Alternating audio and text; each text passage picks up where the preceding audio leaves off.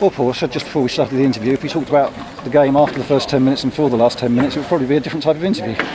Yeah, it was a strange game because we felt, certainly even at 2-0, we were in with a great chance of getting something out of the game. And there was a half an hour to 45-minute spell where Chester didn't really get out their own half and were just kicking out the touch, and were quite happy to sit in, which is fair enough. They've got their 2-goal lead and they were happy to do it. I think 4-0 is harsh on the team, but we deserve to get beaten on the day. You can't concede the goals that we've conceded today and expect to get anything from the game. And that was the crucial part, wasn't it? The first 5 minutes and going 2 down. Yeah, So I mean, listen, you do your homework and you talk about keeping the crowd quiet for the first 20 minutes because they do get on their backs here after if they're not winning in the first 20 minutes. Poor foul from Burgee, goes from a great delivery in, flick header from a 6'6" centre half. Not a lot you can do about it. And then Betsy goes and gets dispossessed in the middle of the park. No covering behind him. Again, an error from Gomez on that basis. And you find yourself 2-0 down in 7 minutes, and from then it's going to be an uphill struggle.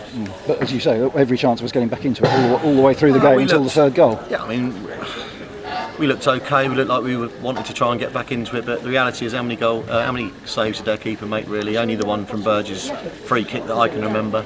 And we sort of huffed and puffed a bit today, but it didn't really work. And then 2 goals in the last 10 minutes, giving it a slightly flattering. Yeah, listen, it's slightly flattering, but at the end of the day, you can lose 1-0, 4-0. You've lost the game. You go home, no points. Lads are disappointed. I think that's our first defeat in 32 games away from home, which is an incredible record that they've wanted to hold on to, and that's gone today. And team selection today, was it done a little bit with the whole weekend in mind? Yes, I'm going to reflect on that because obviously I picked a team today that I felt would go and get us a result, but also looking at Monday, and maybe that was an error on my part, but as I said, that's one for me to reflect on. It doesn't. Systems and players don't stop you making the foul in the first 3 minutes, and it doesn't stop you losing the ball in centre midfield. But yeah, I mean, that's clearly something I'm going to look at over the weekend, whether I've picked the right shape and system as well. And trouble substitution, is that always going to happen if we didn't get back into it early in the second half? No, we just said, at the end of the day, we felt that at 2-0 down, we had nothing to lose. We had Biamu on the bench, and we had Stern on the bench, and Bailey on the bench, and they've been part of the 11 that have done well for us in the last 4 or 5 games as well. No reflection on the lads that even came off. It was just trying to do something different. And now looking ahead to Monday, Dagenham had another good win today. No better than get back in front of our own supporters for a big game to put. Yeah, that's right. As I said, I think our home form. If you take a point away from home, you're always happy. And we got a point at Forest Green. We've beaten Lincoln. We've lost here today, so we've still got 4 points from 3 away games, which is statistically actually good.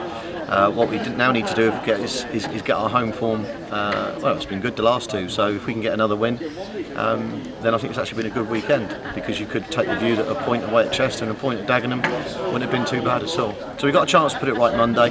Like I said, they're flying at the moment, and we'll have to be on our game, which we will be Monday. We will be. And good to get Dan Spence back, knowing a 4-0 defeat, but good to see him back on the pitch. Yeah, and I'm not looking at Dan for any of the goals in particular. I mean, it's hard when you've been out for the length of time he has, but Dan Wishart's out injured at the moment, Louis John's out injured, McAllister still is out, and Cooper. So, whilst we said Thursday we had a fully fit squad, that wasn't quite the case. Sometimes you don't want to give too much away to the opposition. And you've also got Nick Bailey, who's played 5 games in something like 11 days, who's had to go to the chiropractor with his back, and you've got to look after players. But as I said, I'll reflect on whether Bailey and Stern and Biamu perhaps should have started. But it's always easy after the event. If we'd have got on here and won, then it looks a good decision. If you don't win it, you look at yourself. Brilliant. Cheers, Paul. Can I just say as well, thanks to the support. Their reaction at the end to the players, I thought, was magnificent. I think the players probably deserve that after 32 games unbeaten, but not many fans would give them that support at the end of a 4-0 defeat. So that meant a lot. That meant a lot. Thanks very much, Paul. Thanks. Cheers.